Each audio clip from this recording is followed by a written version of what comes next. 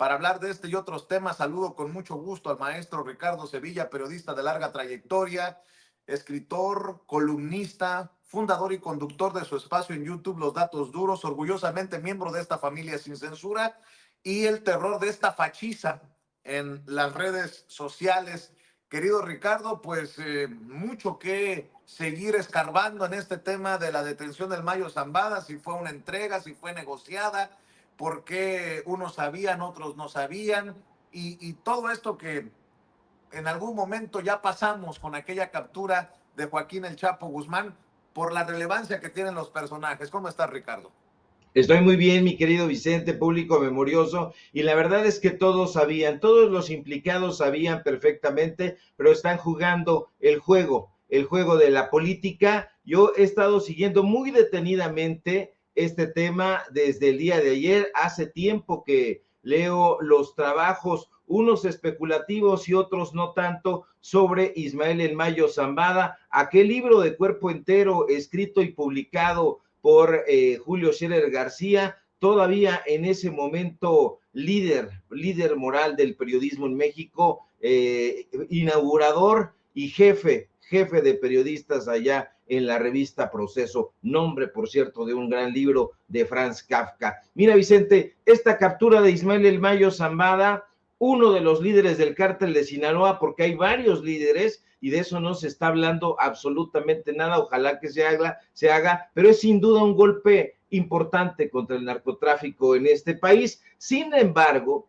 como bien señala el presidente López Obrador, como lo ha señalado hoy en la conferencia mañanera, y no se va a tocar el tema en las mesas de la derecha, el problema de fondo no es solo detener a los capos, sino atender las causas que originan el narcotráfico y sobre todo el consumo de drogas. Eso no se está haciendo, eso no se está viendo, eso no se está discutiendo. Ahora, algunos expertos especulan que la detención del Mayo podría deberse a un acuerdo entre el gobierno mexicano y Estados Unidos o a labores de inteligencia, pero esas son, como bien apuntaste, especulaciones, elucubraciones en las rodillas. Ya escuchamos a Ciro Gómez Leiva completamente enloquecido, yéndose a la yugular de Rosa Isela Rodríguez, ahí, como dices tú y Toño, en la cueva de los malandros. Pero mira, Vicente, más allá de todo este terreno fangoso de las especulaciones, independientemente de cómo haya ocurrido esta detención, es crucial que las autoridades en sus diferentes áreas de responsabilidad aprovechen esta oportunidad para de verdad desmantelar la estructura del cártel, de ese y otros cárteles, y cortar de tajo sus fuentes de financiamiento. Pero eso francamente está difícil, porque a esta hora tenga usted la certeza de que ya hay un nuevo y lúgubre personaje al frente del cártel de Sinaloa. Ya está ahí, ya estaba ahí, solamente se estaba anidando, y la historia del narcotráfico en este país es justamente esa: personajes agazapados en la oscuridad, esperando su momento, esperando su oportunidad tétrica de estar al frente de un cártel. Pero más allá de eso, es fundamental, Vicente, que México y otros países afectados por el narcotráfico implementen urgentemente una estrategia integral que aborde de verdad las raíces del problema. ¿Y cuáles son esas mentadas raíces de las que nadie quiere hablar? Pues la pobreza, la falta de oportunidades y desde luego el consumo de drogas. Solo de esa manera, y es a largo plazo, porque no es tronando los dedos ni imaginándolo, es a largo plazo, solo de esa manera se podrá lograr una verdadera reducción en la violencia y en el crimen organizado. De otra manera no va a ser posible. Ahora, esto implica reconocer que los narcotraficantes, la cultura del narco, forma parte ya de nuestra sociedad, están expuestos a los mismos discursos y valores que todos. Y si no escuchan los cantantes, y si no escuchan la farándula, y si no, pónganle a Netflix o pónganle a Amazon Prime, a lo que quiera, y va a haber toda una cantidad aplastante de series, de corridos y todas esas cosas. En la literatura, lea usted nada más ahí a Elmer Mendoza, por ejemplo, y hasta otros tipejos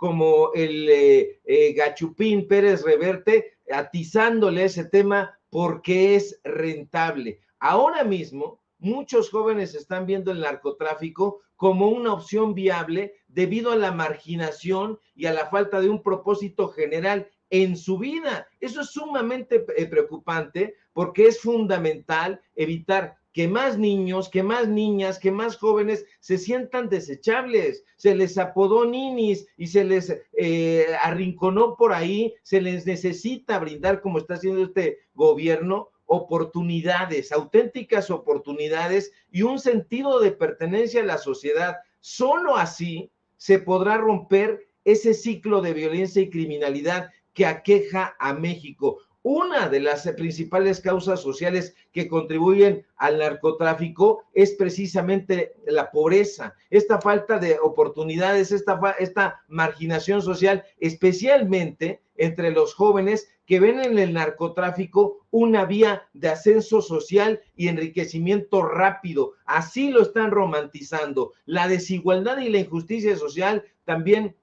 con una estructura social desequilibrada, pues donde hay muchas personas que carecen de empleo, que carecen de posibilidad de vivienda, que carecen de acceso a servicios básicos, inmediatamente pues les ponen el cebo del narcotráfico y van corriendo. La corrupción, la complicidad de sectores de la clase política, los delincuentes de cuello blanco, los empresarios, las fuerzas de seguridad que están metidas hasta el tuétano con el crimen organizado, han permitido el arraigo del narcotráfico en la sociedad. Esta demanda de drogas, especialmente en Estados Unidos, que genera enormes ganancias para los cárteles y alimenta el negocio del narcotráfico, tampoco se ha atendido como debería. Ahora, la crisis de valores, el facilismo de una sociedad que ha naturalizado el enriquecimiento ilícito, el consumo de drogas como una suerte de éxito y de felicidad, carajo, está de la jodida. Perdónenme usted el exabrupto, pero estoy viendo y siguiendo a estos comentócratas de la derecha y está el tema, es que ahora nosotros, dicen algunos tarados en ciertas burbujas pestilentes, ahora nosotros somos los máximos exponentes del narcotráfico en el mundo. Antes era Colombia, antes era Pablo Escolar. A mí esto me parece una grasejada escalofriante, mi querido Vicente, porque fíjate, si me permites ampliarme un poquito más, me llama mucho la atención que el presidente López Obrador revelara que uno de sus héroes, Pablo Escolar, de los héroes de la derecha, porque lo han romantizado, hay que decirlo, ese sanguinario capo colombiano, pues quería secuestrar nada más ni nada menos que al Premio Nobel de Literatura Gabriel García Márquez. ¿Y por qué lo quería secuestrar? Por sus calzones, por su capricho, para tenerlo ahí y pedirle que escribiera algo sobre él. Eso es escalofriante, Vicente, porque hay que recordar que Pablo Escolar, el funesto líder del cártel de Medellín, hoy capitalizado como una figura hollywoodesca, fue responsable del secuestro de al menos 10 figuras públicas en la década de los 90. Que no se nos olvide en ningún momento, bueno, no le pido a Ciro ni a estos pendejos que lo recuerden porque no lo han leído, pero que no olvide la gente que sí lee, que sí está informada, que por ejemplo la periodista y abogada Diana Turbay fue secuestrada en agosto de 1990 por el famosísimo grupo de los extraditables comandados por el miserable Pablo Escobar, que pretendía presionar al entonces presidente César Gaviria para que derogara el tratado de extradición. Diana Turbay intentó que le concediera una entrevista a Escobar, pero no fue posible, se la negaron, porque ni siquiera la atendía. Se tiene la teoría de que ella era utilizada por el capo como un escudo humano, ya que era trasladada a las fincas donde estaba Escobar. Entonces, ha habido muchísimos casos que es muy escalofriante esto que dice el presidente López Obrador y que lo narra originalmente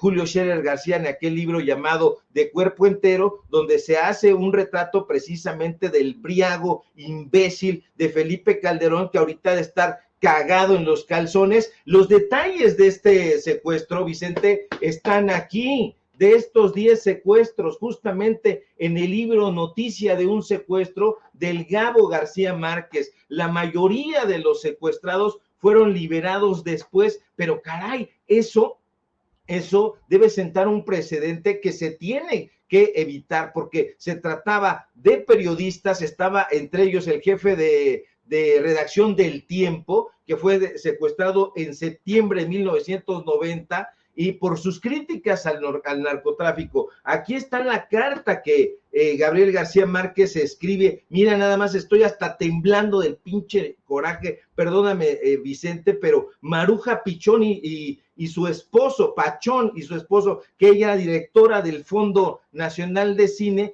también fueron víctimas del secuestro masivo ordenado por Pablo Escobar. Eso es lo que se está romantizando ahí en la derecha, y eso es lo que están tratando estos personajes de alentar. Felipe Calderón no es un héroe, nunca lo fue. Que lo defiende el imbécil de su hijo, pues eso ya se entiende, va en la misma estela y en el mismo camino de estupidez, de corrupción y de mediocridad. Pero estas cosas duelen muchísimo. ¿Qué pretendía Pablo Escobar?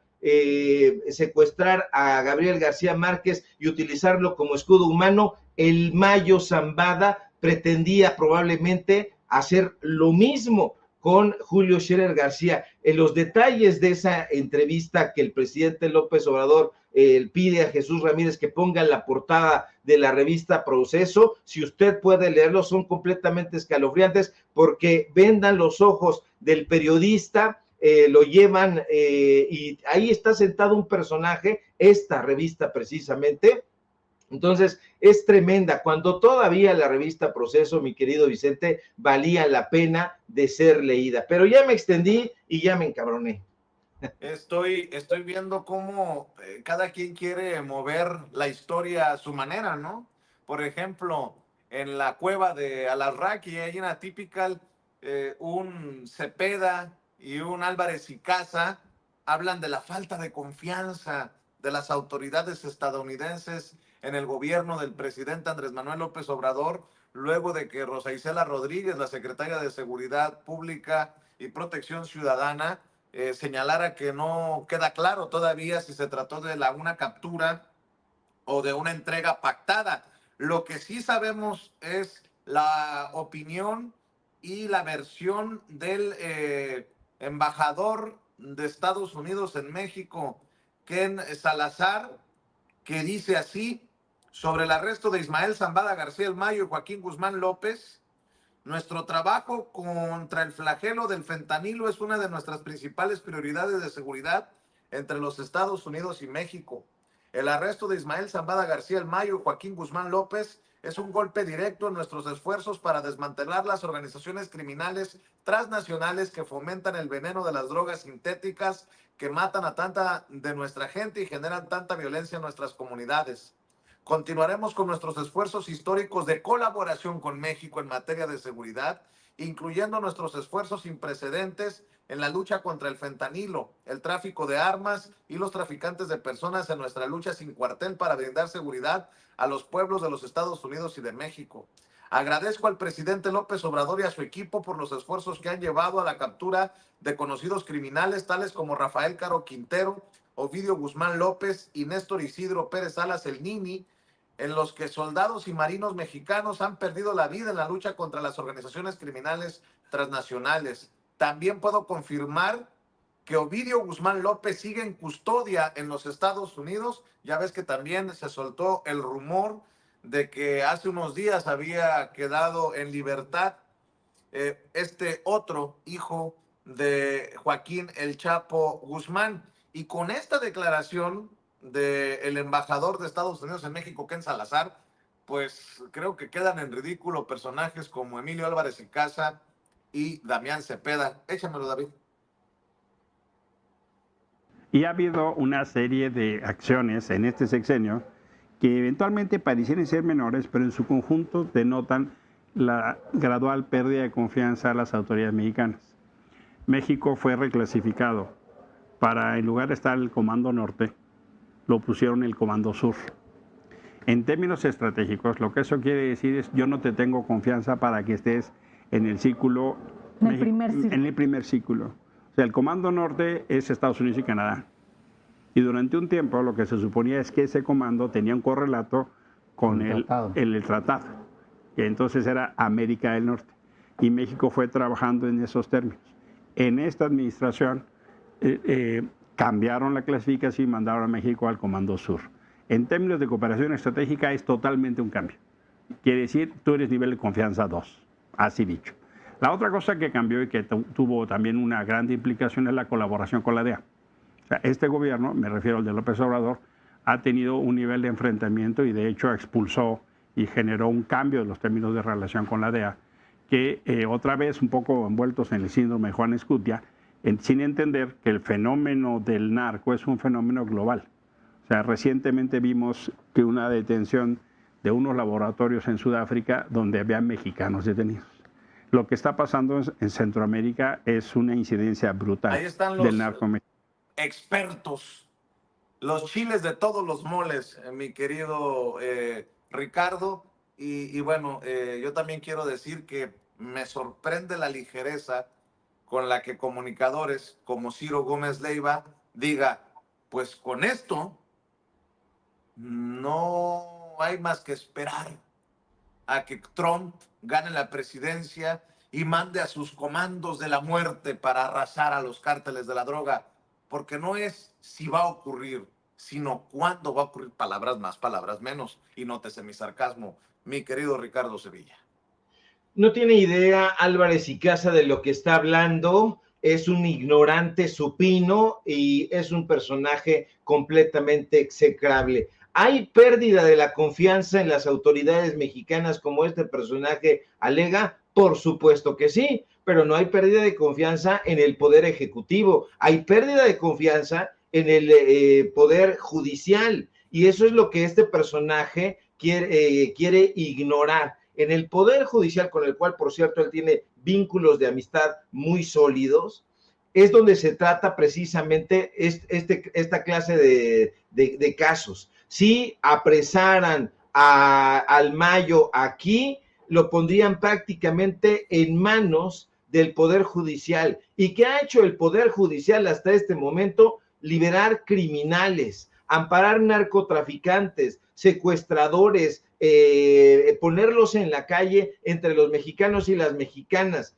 Ahora sí, que como diría su ídolo Felipe Calderón, haya sido como haya sido, el Mayo ya está allá. Ahora, yo insisto, esto es una noticia muy relevante porque es uno de los personajes que no había dejado que lo pillaran, a diferencia de otros líderes del cártel de Sinaloa. Ahí está el caso del propio líder máximo, digamos, que fue el Chapo Guzmán. Ese personaje pues ya lo pillaron, ya está ya desde hace rato. Está el caso de Nacho Coronel, al que también sacrificaron. Esa es una historia muy sabida, pero el Mayo Zambada no había sido ni capturado, ni se sabía dónde estaba con precisión. Y bueno, pues hoy aparece allá en Estados Unidos, y lo interesante es el desmantelamiento del cártel de Sinaloa. Ese cártel de Sinaloa con el cual tenía tratos el sexenio de Felipe Calderón, no solamente Felipe Calderón, sino también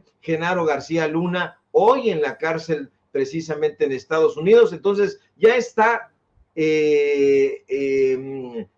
Genaro García Luna en la cárcel. Ya acaban de aprender, haya sido como haya sido, al Mayo Zambada. Ahora, ¿qué falta? Falta Felipe Calderón, porque ese era el jefe máximo. Si hubiera algo que escuchar decir al Mayo Zambada, sería precisamente los enjuagues que llevó a cabo durante la administración de Felipe Calderón. Por eso está temblando, por eso solamente está retuiteando. Es un personaje que sabe perfectamente lo que se estuvo haciendo durante su gobierno. Le allanó el camino al cártel de Sinaloa, concretamente limpiando el camino para otras organizaciones criminales, y eso lo saben muy bien en la revista Proceso, donde hubo momentos en que los propios especialistas o reporteros especializados en narcotráfico estuvieron dando cobertura. Ya no se especializan en nada más que en la especulación. Hoy, como dice el presidente López Obrador, todos son especulaciones, y son especulaciones en las rodillas. La propia información va a caer por su propio peso, pero hay que esperar, y mientras tanto lo que dicen estos personajes es tratar de desacreditar una vez más al gobierno del presidente López Obrador, y de alguna manera avalar lo que hizo Felipe Calderón. Están completamente desposeídos, están lenguaraces, no tienen congruencia ni saben absolutamente nada de la historia de este país, porque no han leído y porque no lo han vivido. Andan en helicópteros, viven encerrados en burbujas y no conocen lo que está sucediendo en el resto de la República Mexicana, y en el resto de la República Mexicana lo que están pidiendo es justicia. Esto se tiene que atender, mi querido Vicente, se tiene que atender, porque suena a un eslogan, suena a una frase hecha, pero sí, lo más importante es atender las causas de fondo. A la gente, ¿de qué le va a servir, Vicente, que atrapen a tal o cual capo de la droga si las cosas de fondo siguen permaneciendo ahí? ¿Hace cuántos años le han estado dando golpes aparentemente de dientes para afuera o reales al crimen organizado, y vienen otros personajes a continuar esta labor tétrica de la droga, el negocio, el secuestro y toda esa ola de criminalidad que han soltado en nuestro país y que ahora están importando, y no solamente a otros países, lo están importando a Hollywood. Hoy todo está lleno de narcotraficantes romantizados, así que hay que tener mucho cuidado con eso, porque no va a ser sino a través de la educación que las cosas cambien. Querido Ricardo, ¿por qué no cerramos con la invitación de todos los días para que estén al pendiente los miembros de esta familia de Sin Censura con lo que publicas, con lo que dices, por favor?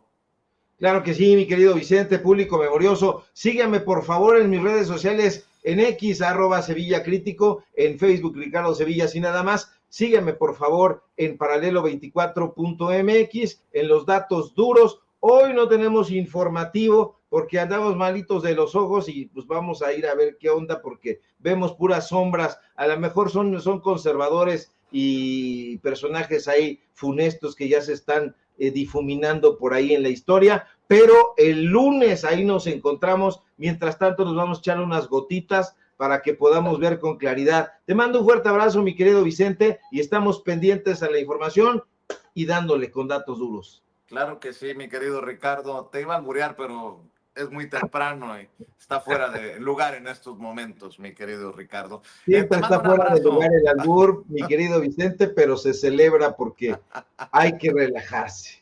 Sale pues, un abrazo, Ricardo, el maestro Ricardo Sevilla, hablando con nosotros sin censura.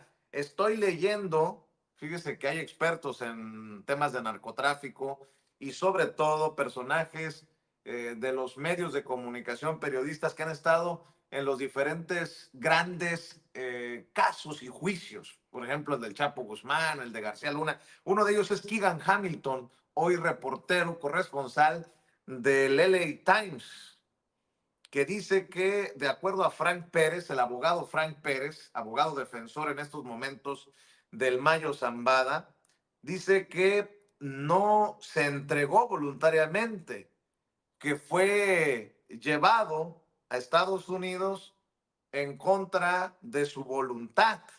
Y esto se suma a lo que publica el periódico New York Times, que dice, reconoce el pragmatismo del Mayo Zambada, quien presuntamente habría estado en contacto con autoridades federales de Estados Unidos por los últimos 3 años, discutiendo los términos. Creo que te mandé precisamente esto, David, algo que publica Oscar Valderas, y te mandé el extracto del New York Times hace un rato, que estuvo en contacto por lo menos por los últimos 3 años discutiendo los términos de un posible arreglo de acuerdo con 5 personas con conocimiento precisamente del caso. Es lo que publican precisamente en el New York Times. Y también señalan que ayer jueves, no estaba enterado de que iba hacia los Estados Unidos cuando se subió a ese avión privado junto a Joaquín Guzmán López, el hijo mayor de Joaquín El Chapo Guzmán, quien le dijo que iban a haber algunas propiedades de acuerdo a por lo menos 2 autoridades estadounidenses que tienen información sobre la situación. Es lo que publica el periódico New York Times. Y bueno, para seguir hablando